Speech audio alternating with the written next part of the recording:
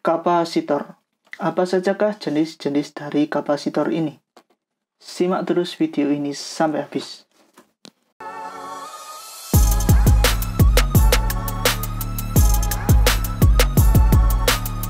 Halo semuanya, seperti yang kalian lihat di cuplikan awal tadi, bahwasanya ada banyak sekali macam-macam atau jenis-jenis kapasitor. Akan tetapi sebelum saya lanjutkan ke materinya, saya ingatkan bagi kalian yang masih belum subscribe, monggo subscribe dulu. Nih, tombolnya ada di pojok kanan bawah sini. Dan jangan lupa tekan loncengnya, karena di channel ini akan kita bahas tentang dunia elektronika dari dasar hingga master. Sebelum masuk ke materinya, akan saya jelaskan dulu apa itu kapasitor.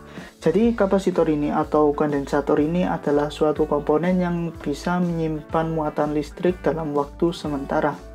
Kapasitor ini sama dengan resistor, dia masuk dalam keluarga komponen pasif. Kapasitor ini memiliki nilai kapasitansi satuan atau nilai yang mana dia itu diambilkan dari nama penemunya, yaitu Michael Faraday, yang artinya nilai kapasitansinya adalah farad. Oke, pada umumnya kapasitor yang ada di dalam dunia elektronika itu kan nilainya farad. Karena nilainya farad ini terlalu besar, maka dalam komponen elektronika atau yang biasa kita dapatkan di toko-toko elektronika itu dikonversikan atau dikecilkan sehingga menjadi nanofarad, picofarad, dan mikrofarad. Jika dilihat dari polaritasnya, kapasitor itu memiliki dua jenis, yaitu nonpolar dan polar. Kapasitor polar adalah kapasitor yang memiliki polaritas atau memiliki plus minusnya. Sedangkan kapasitor non-polar adalah kapasitor yang tidak memiliki polaritas. Oke, kapasitor ini dapat berfungsi sebagai penyimpan suatu tegangan atau arus listrik.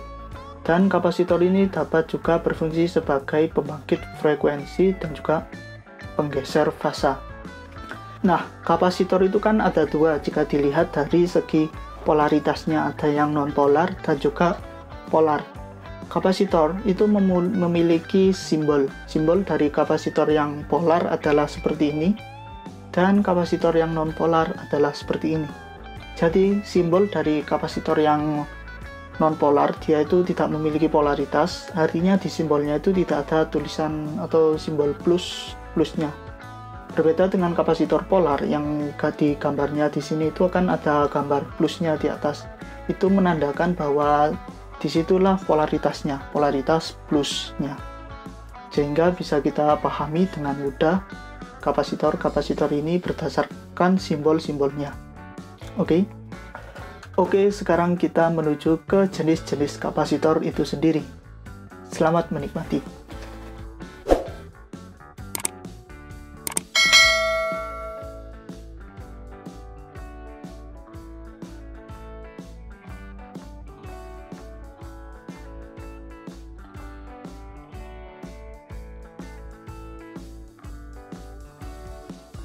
Oke, yang pertama di sini adalah kapasitor keramik. Sesuai dengan namanya, kapasitor keramik ini adalah kapasitor yang isolatornya dibuat dari keramik. Kapasitor keramik ini memiliki nilai kapasitansi yang bisa kita lihat di badan komponen ini, sehingga kita dapat mengetahuinya secara langsung tanpa melihat atau membacanya berdasarkan kode-kode warna seperti resistor atau komponen-komponen lainnya. Kapasitor keramik ini tidak memiliki polaritas, artinya dia ini masih masuk dalam kapasitor non-polar, sehingga dia bisa dipasang secara bolak-balik. Bentuknya adalah seperti ini, bisa kita lihat ya. Yang kedua adalah kapasitor poliester. Kapasitor poliester ini adalah kapasitor yang isolatornya terbuat dari polyester dengan bentuk yang persegi 4 seperti ini ya. Kapasitor polyester ini tidak memiliki polaritas sehingga bisa kita pasang secara bolak-balik. Kalau kita lihat kapasitor ini tuh bisa kita lihat nilainya pada badannya sini. Tertera jelas ya. Dan berikutnya yang ketiga adalah kapasitor kertas. Dia ini adalah kapasitor yang tentunya terbuat dari kertas isolatornya, karena jenis-jenis kapasitor itu sesuai namanya, sesuai nama dari bahan-bahannya. Kalau ini kan terbuat dari kertas, maka dinamai kapasitor kertas. Nilainya pun juga bisa kita lihat pada badan komponen ini, sehingga kita tidak perlu membaca-bacanya lagi berdasarkan kode-kode atau yang lainnya, kode warna atau kode angka, kode huruf. Kapasitor ini tidak memiliki polaritas.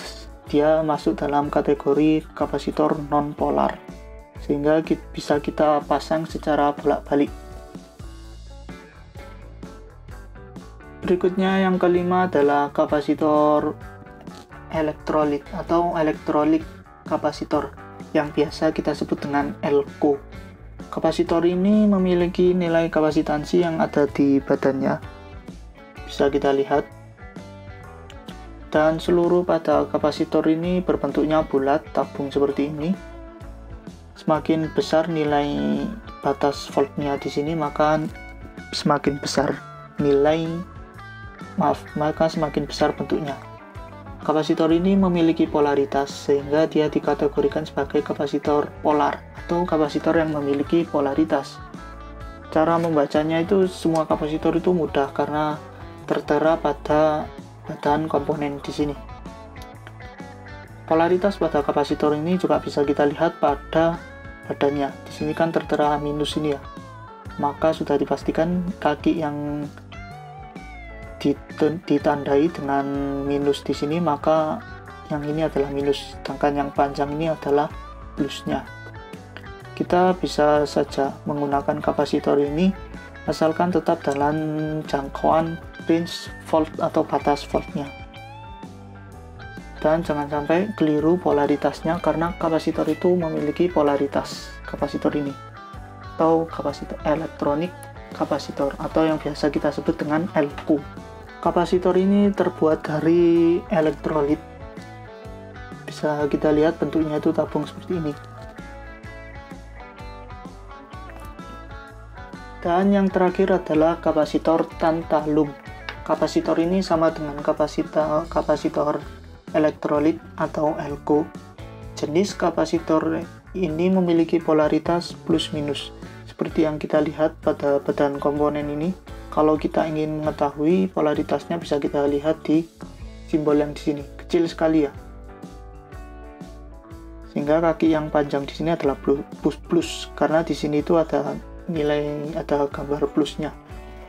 Lalu kapasitor ini itu disebut tantalum karena terbuat dari logam tantalum sebagai terminal anoda atau plusnya. Kapasitor tantalum ini dapat beroperasi dalam suhu tinggi.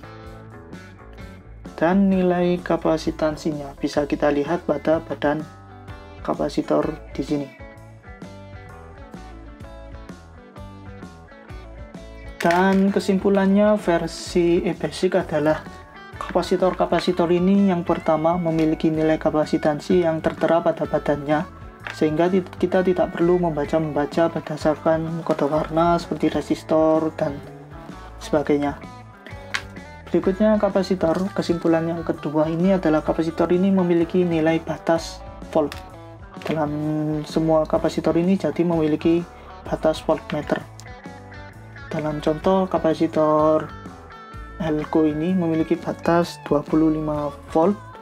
Kalau kita ambilkan yang semakin kecil misalnya, contoh lagi di sini ada yang 100 mikrofarad 16 volt, sehingga dia memiliki batas tegangan 16 volt.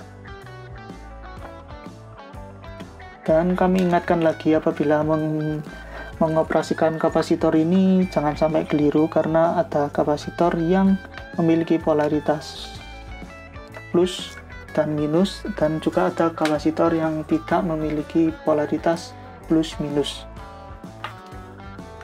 Dan sekian video kali ini. Apabila kami ada kesalahan dalam penyampaian materi atau editing, kami mohon maaf.